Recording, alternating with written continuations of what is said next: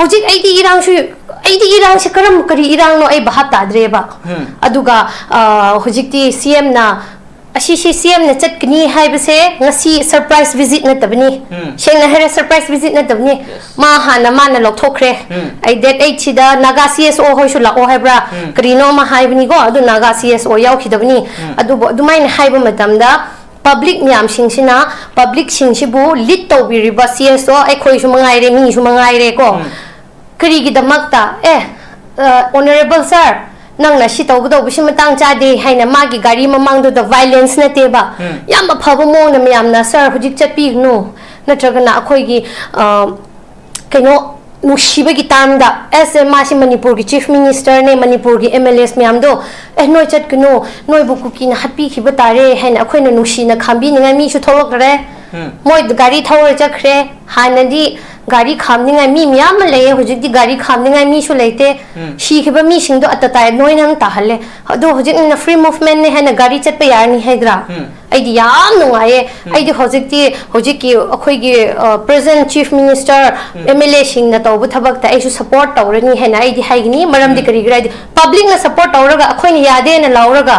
ai khoi si di pura kaina mithin jai ta dro ado already public sing do mo ni yabne na ai khoi shu yare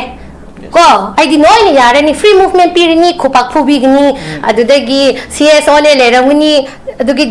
akhoi gi government gi against lawgni government na kawraga ai na han de si dialogue sai man na ai pn khre adu nga si shu yengo makhanda kyano ai social media da ubni hai ri bai isa ma shu chatti ko seng hai raga ai si ai phat ba gi ne ba ai shu chatti ba maram de ai shu prajam yam ga chat mana khre ba ai chatte ba akhoi gi lekai du le ri ba khara khaktang du na lambi de lepaga we want justice yaning de haina lawra ga le singum ba si de khatang phajabo atro asi prajam yam na khanpham thok ta bro haira ga comment di yam I ni ngai mi di yam thoklak ni nakan da lawni ngai thok ni mamang changsal le se di kana su la roi aduga hoji kan si ai di akhoi gi naga ngak ta condemn tawba haibra raga khoi mai te chil naw sing so handak ti nei khala I ai condemn tawe ba chi si khoi naga de gi hen mai te ni hengala e ko as machi mana oi bi mana di mana ba jane na simak ti thagal le to pa mana dra se moi ni condemn tawba condemnation letter thokpadi thu graba asi gi mak ti yam thagal le adu gi action di kanam te yaw dre khoi shu moi shu ai khoi hena pandra ji noi di herakani adu hoi akhoi ni mak pulak condemnation letter si akhoi di draft tora thamkhre hena shanti si lakman da no su pen khre haibadi akhoi di laktabra khanba adubo hojik ti mioi ba khuding mak ki machin jida leaders khuding mak ki aina haibisine CM khaktang gi na taba leaders atokpa gi machin da show yengo ba public meeting oishno atokpa mapham ma khoi gi public gathering mapham jida shanti se yam akhoi gi hojik honorable CM ga punba mi na shanti gi wangangani ma ga punda ba mi singduna amuka shanti na tabagi wangangani aduni na ani si the conflict jati ani gi nati ko hojik jati ahum gi conflict na teba ma bu ya ba amasung yada bagi conflict ni hojik tawna rise aduni na adugi amana peace laud ba kangu khrama leire maite ichil naw singi marakta peace leire heda khanbai ichil naw yam leye aduga maite ichil naw khra gi marakta peace leite haina pukning da chaaga prok chaaga haibadi ngam da bina leiba yam leye maite marakta asi ani gi marak sida akhoi sho mayai da leihre haibadi akhoi di no hong na lan sida handaki oina ko 92 93 adu 90s ki matam na taba 2000 gi oina lan sida akhoi si no na khongda jarakpa jati ama ojari ba aduni na no na khongda na jarakpa jati ama oibne na ri na leiramba kango singduna pakhalo mana drabne anoba khoi si kok ngau khre aduni na anoba khoi si ari badu moi gi yana da ba ani do peace ki mapham da chachira peace na mapham da chachira khoi anoba sing khoi naga sing kok ngau ja khre adubo iche nang sai haibado morta thamba khotpa haibse akhoi naga si ishor na yam chanbi ba maleye kari da chanbi khongbra akhoi national highway da leiram ba si mok chanbi ba leite adugi da makta asi badu thamhan mane si da dum gyan ta khro haibadi ishon akhoi bu chanbi ra adu national highway du akhoi na dominate tauramganu ne adu ordin hana shib du moina gadai nom thambi ni national highway si shorna chanbi ra naga khoibo dominate tawhanba jaga khar piri ba adu du leibagi damakta ai khoi sibu khangmane habadi ai khoi bu no siraga ai khoi naga singbu kiraga akhoi gi naga singbu honor tawraga adu da moi khangmana teba habadi naga shumi meitei shumi ne bago adu ne khangmana teba adu akhoi gi ishorna chanbiraga akhoi bu national highway si akhoi gi khutta khara pibi mafam khara leye hanadi pulap piram ga dawbne adu bo district pithoki begi matang do adu da moi bu pulap pisan bi khibne ba adu ne na hojikti akhoi gi jaga du lebegi da makta sarkar na akhoi gi ashibu du thambi bne da yam nungsina thambi bne da adu ne na adu gi ti thoidok pa habadi moina akhoi yam bias oi begi wakhal confused to adu hujik ini singdo krena adu moi sudum gyan ta khrani adu ga ai adum nangi topic tu gadi kitang difference leye ai oja jalal da lakke oja shum tawbni aina wari amali bi ge bako machin manau nupani po ye pokpadu da ningol ama yawe ye machin manau ani se khana bataragadi ningol du na laga dada inau khana gnu hena thempham thoktra adu na tabina ꯑꯩꯈꯣꯏꯅ ꯗꯤ ꯃꯌꯥꯝꯕ ꯑꯃꯒꯤ ꯊꯧꯗꯥꯡ ꯃꯇꯝ ꯑꯃꯗ ꯂꯧꯋꯦꯕ ꯂꯧꯔꯒ ꯅꯤꯡꯉꯣꯜꯅ ꯃꯄꯥꯝꯗ ꯀꯞꯄ ꯌꯥꯗꯦꯀꯣ ꯐꯥꯎꯕ ꯃꯅꯥꯎꯗꯨꯒꯤ ꯌꯥꯅꯤꯡꯗ ꯃꯅꯥꯎꯗꯨꯒꯤ ꯋꯥꯈꯜꯗꯨ ꯑꯗꯨꯐꯥꯎ ꯇꯣꯉꯥꯟꯅ ꯊꯝꯈ꯭ꯔꯒ ꯑꯩꯒꯤ ꯀꯔꯤ ꯍꯥꯏꯁꯤꯔꯥ ꯑꯩꯒꯤ ꯅꯤꯡꯉꯣꯜꯒꯤꯗꯃꯛ ꯑꯩꯒꯤ ꯏꯆꯟꯁꯤꯡꯒꯤꯗꯃꯛ ꯍꯥꯏꯗ ꯂꯦꯞꯄꯤꯕ ꯈꯔꯗꯤ ꯂꯥꯛꯈꯤꯕ ꯑꯗꯨꯕꯨ ꯀꯔꯤꯒꯤꯗꯣ ꯉꯁꯤꯗꯤ ꯑꯩꯈꯣꯏꯒꯤ ꯅꯤꯡꯉꯣꯜꯁꯤꯡꯅ ꯀꯔꯤꯒꯤꯗꯃꯛꯇ ꯃꯌꯥꯝꯕ ꯑꯅꯤ ꯁꯤ ꯌꯥꯅꯔꯦ ꯇꯤꯟꯅꯔꯦ ꯍꯥꯏꯕ ꯎꯔꯒ ꯀꯔꯤꯒꯤ ꯃꯥꯅ ꯃꯌꯥꯏꯗ adum ani dugi maraktuda amagi haina wa ngangaga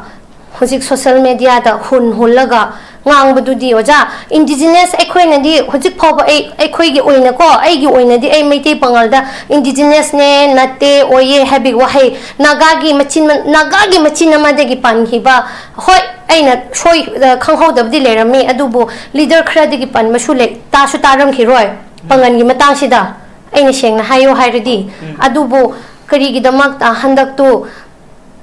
akhoi wanda sizina daba ya daba haibadi machin manau ani si pun khre hairde machan nupi dun harau ga dobni ba aigi dada ani si pun khre haina harau ga dobudu harau draga madi shauraga punga nganga ga leye haba adune noja nana noi khoi gi ningol singi leader ama oribne na noi gi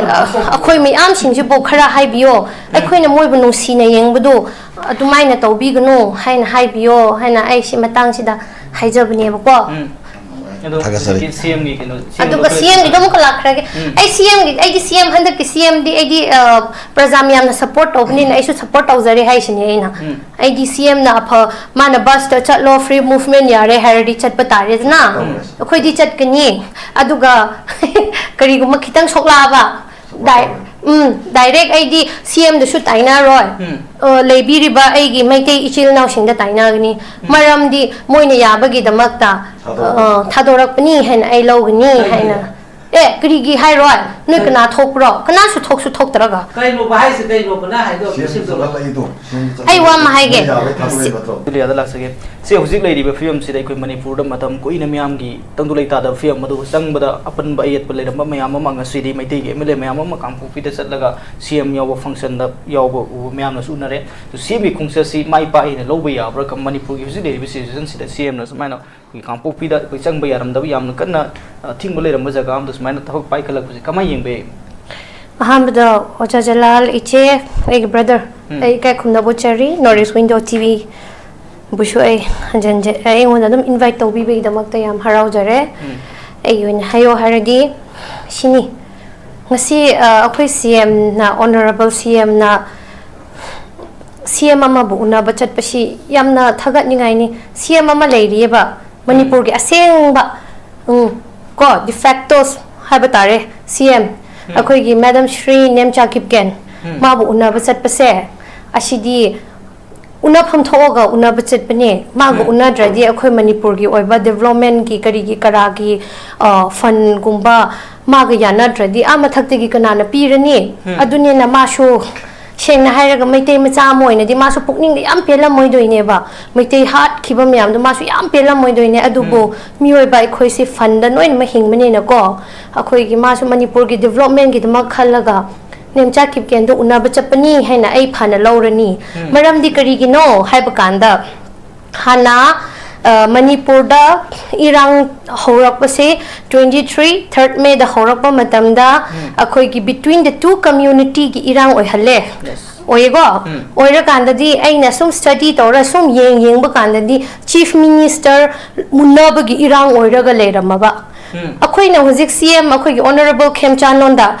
ꯃꯇꯝ ꯄꯨꯝꯕꯗ ꯃꯉꯣꯟꯗ ꯃꯥ ꯆꯠꯄ ꯍꯩꯌꯦꯕ ꯑꯗꯨꯒꯤ ꯃꯥꯒꯤ ꯃꯇꯨꯡꯗ ꯏꯟꯅꯕ MLA ꯈꯔ ꯌꯥꯎꯔꯤꯌꯦꯕ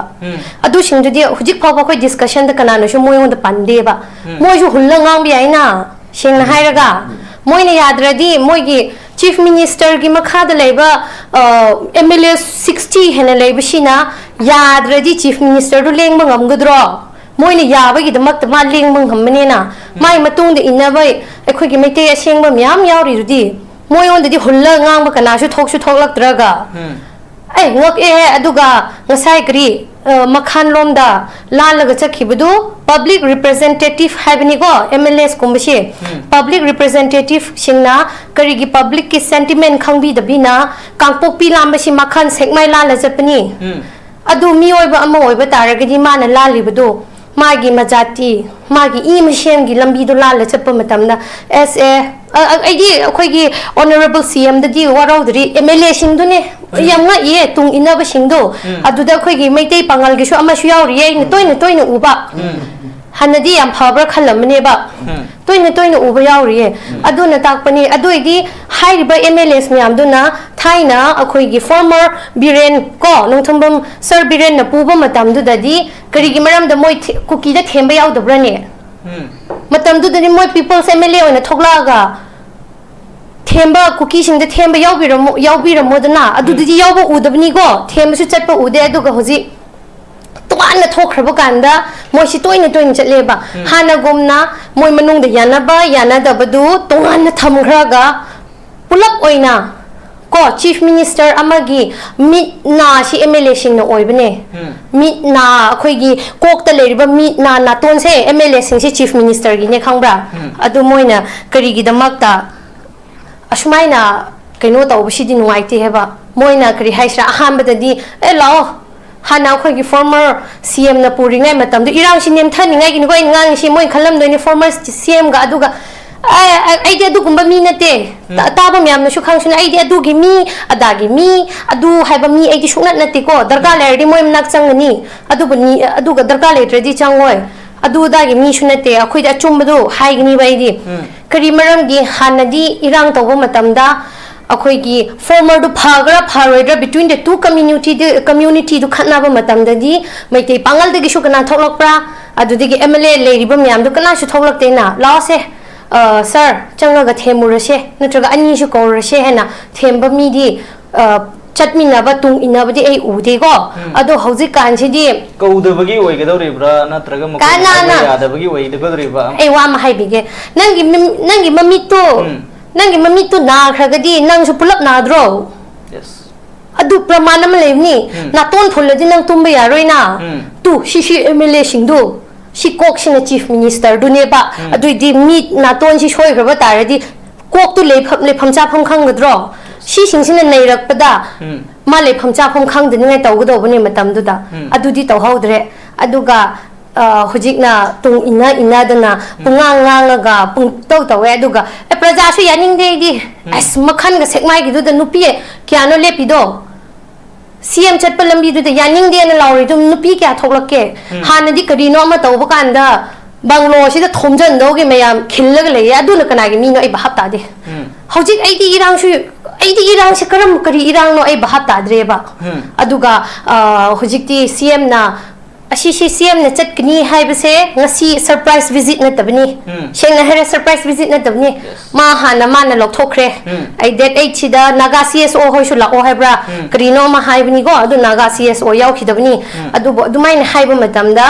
पब्लिक म्याम सिंगसिना पब्लिक सिंगसिबु लीड तौबिरिबा CSO अखोइसु मंगाइरे मीसु मंगाइरे को करिगिदमक्ता ए honorable sir nang na si tawdo bu sim tang cha de haina magi gari mamang do violence na te ba yam phaba mo na myam na sir hujik chapi no natraga na akhoi gi kaino nushibagi tamda as masi manipur gi chief minister ne manipur gi mls myam do noi chat kuno noi bu kuki na happy khiba tare haina akhoi na nushi na khambi ninga mi su tholok re moi gari thawar chakre hanadi gari khamninga mi myam le hujik di gari khamninga mi su leite shi khiba mi sing do atatai noi nang ta halle do hujik na free movement ne hana gari chat pa yar ni haidra ai di yam nungaye ai di hujik ki akhoi gi present chief minister mla sing na to bu thabak ta ai su support tawrani hena ai di haigni maram di kari gra public na support tawraga akhoi ni yade na lauraga ai khoi si di pura kaina mithin jai ta dro adu already public sing do mo ni yabne na ai khoi su yare ko ai di noi ni yare ni free movement piri ni khopak phubi gni adu dagi cs ole le ramuni adu gi akhoi gi government gi against laugni government na kawraga ai na han de si dialogue si haiman na ai pn khre adu nga si su yengo makhanda kya no ai social media da ubni hai riba isa mang su chatti ko seng hai raga ai si ai phat ba gi ne ba ai su chatti ba maram de ai su prajam yam ga chat mana khre ba ai chatte ba akhoi gi lekai du le ri ba khara khak tang du na lambi de lepaga we want justice yaning de haina laura ga le singum ba si de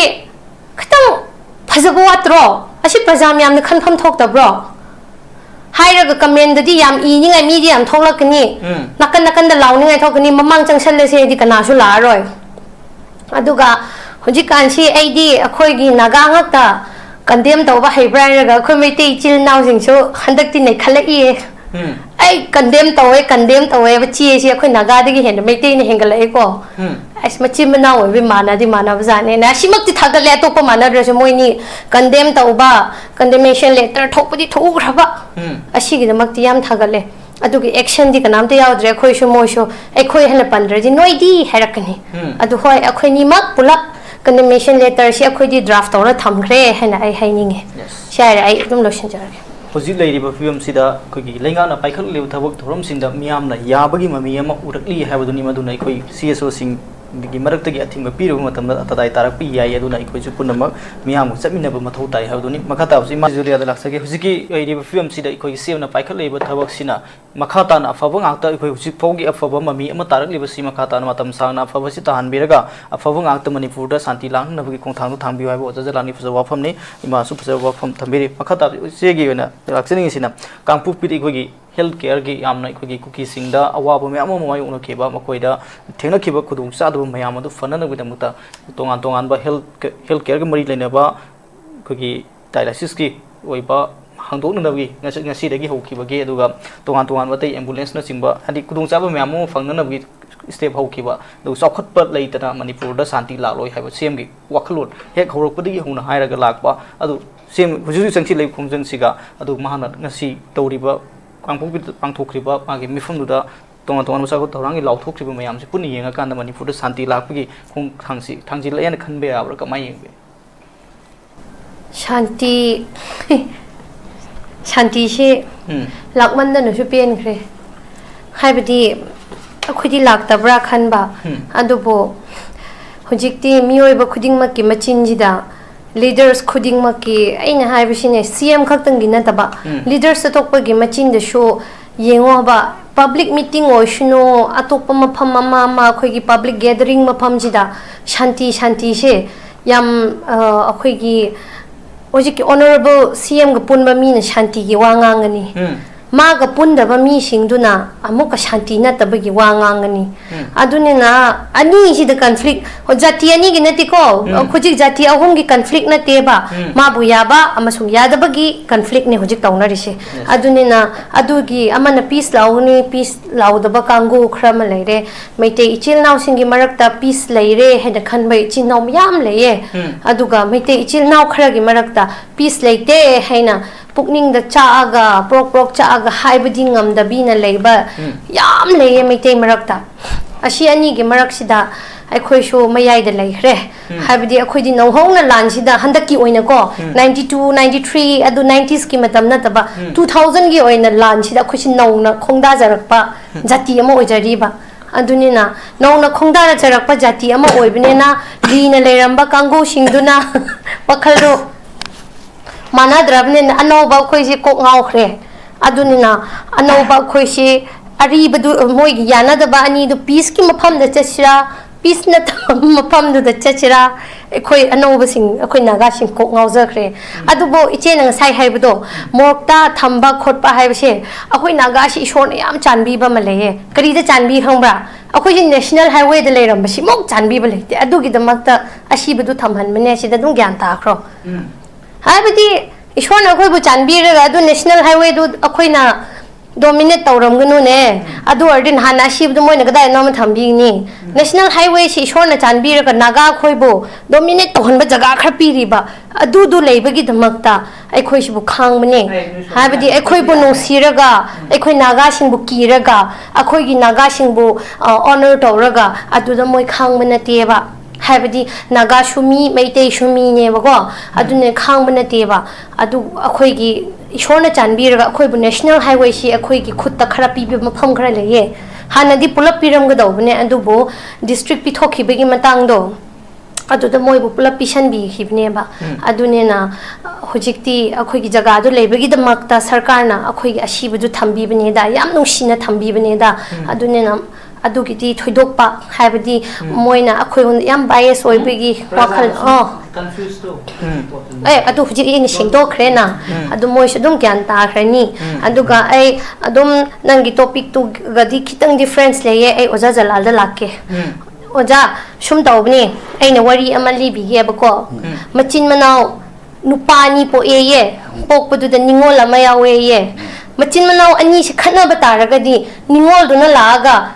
dada inau khana gnu hena thempam thoktra adu na tabina ꯑꯩꯈꯣꯏꯅ ꯗꯤ ꯃꯌꯥꯝꯕ ꯑꯃꯒꯤ ꯊꯧꯗꯥꯡ ꯃꯇꯝ ꯑꯃꯗ ꯂꯧꯋꯦꯕ ꯂꯧꯔꯒ ꯅꯤꯡꯉꯣꯜꯅ ꯃꯄꯥꯝꯗ ꯀꯞꯄ ꯌꯥꯗꯦꯀꯣ ꯐꯥꯎꯕ ꯃꯅꯥꯎꯗꯨꯒꯤ ꯌꯥꯅꯤꯡꯗ ꯃꯅꯥꯎꯗꯨꯒꯤ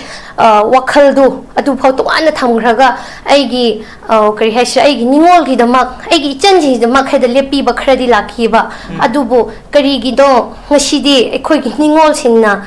ꯀꯔꯤꯒꯤꯗꯃꯛꯇ ꯃꯌꯥꯝꯕ ꯑꯅꯤ ꯁꯤ ꯌꯥꯅꯔꯦ ꯇꯤꯟꯅꯔꯦ ꯍꯥꯏꯕ ꯎꯔꯒ ꯀꯔꯤꯒꯤ ꯃꯥꯅ ꯃꯌꯥꯏꯗ adum ani dugi maraktuda amagi haina wa ngangaga hojik social media da hunlaga ngangbududi oja indigenous ekhoina di hojik phoba ekhoi gi oina ko ai gi oina di ai meitei pangal da indigenous ne nate oye habi wahai naga gi machin amade gi panhi ba hoi aina shoi khanghodabdi lerami adubu leader khradi gi pan masule ta su taram khiroi pangan gi matang sida aina sengna hayo hairadi adubu karigi damak ta handak tu akhoi wanda sizina daba ya daba haibadi machin manau ani si pun khre hairde machan nupi dun harau ga dobni ba aigi dada ani si pun khre haina harau ga dobudu harau draga madi shauraga punga nganga leye haba adune noja nana noi khoi gi ningol singi leader ama oribne na noi gi akhoi mi am sing ji bo khara haibiyo akhoi na moi bu nusi na yengbudu adumaina tawbigunu haina haibiyo haina ai si matang sida haijabne bako Thakasari CM gi kino aduga CM gi dum kala khrage ai CM gi ai di CM handa ki CM di ai di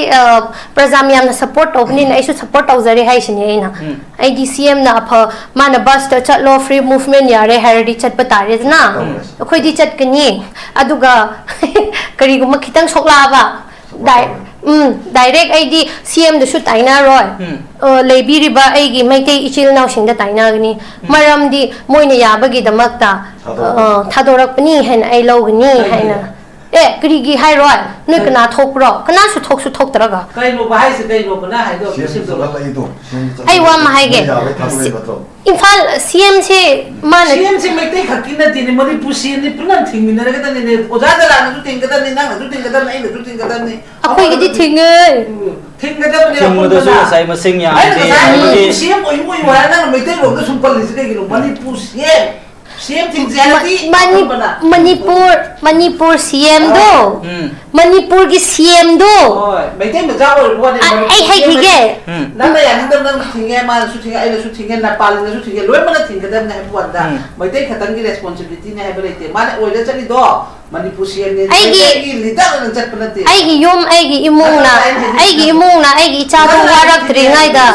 yum thang na ba lekai na warak pa di chum de na yes adudi akhoi gi thau na tabu ko na lakani yes yam fazaba ise su wakalo ni adu tabu da bu leiriba situation sida Manipur gi hujik leiriba leader ama oina maitai represent tawraga leiba nate Manipur represent tawraga leiba ni mangonda pen daba mangonda yaningba mangonda support tawningba khudima Manipuri ama oina react tawba yai koi khuding mana masidai sidai koi maitai CM haiba aduga naga CM aduga